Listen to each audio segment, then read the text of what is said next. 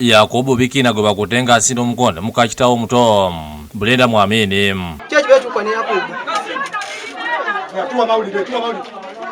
Bino ebadde ku kyalo Nabukone mu Gombo Lindabbale mu disitulikiti ey'Iganga.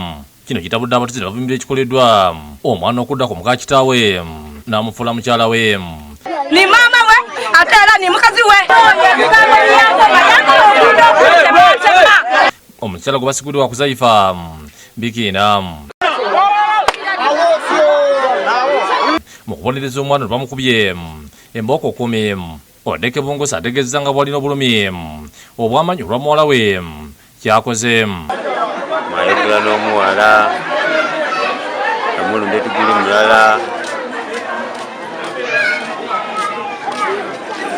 naali ndowooza nze nti mwakabeera nga muntegeeza ku mangu bootubana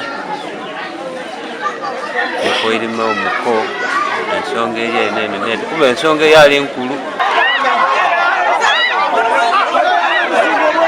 Babadde bakyakangola Bikina mu lujjudde n'abuukira muwala we n'amugwa mu bulago ng'ayagala okumutuga. Abatuuze bamugudde ku tebatandika okubbokakana nga puresha ne sukaali bimulinye n'addusibwa mu ddwaliro emayoge nga biwala ttaka.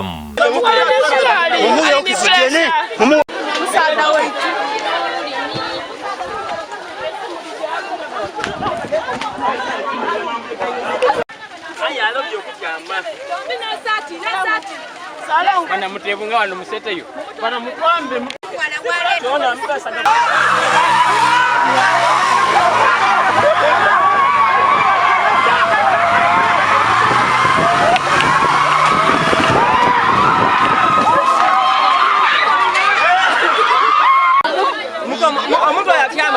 Swaibu Mukuyi ssentebe w'ekyalo yeebazizza abatuuze obutatwalira amateeka mu ngalo n'okubeera bakkakkamu ng'asaba famire y'omuvubuka n'omuwala okugenda okutuula bakkanya ensonga zino. Azaala omulenzi muniivu, azaala omuwala muki kiyikirizaganya.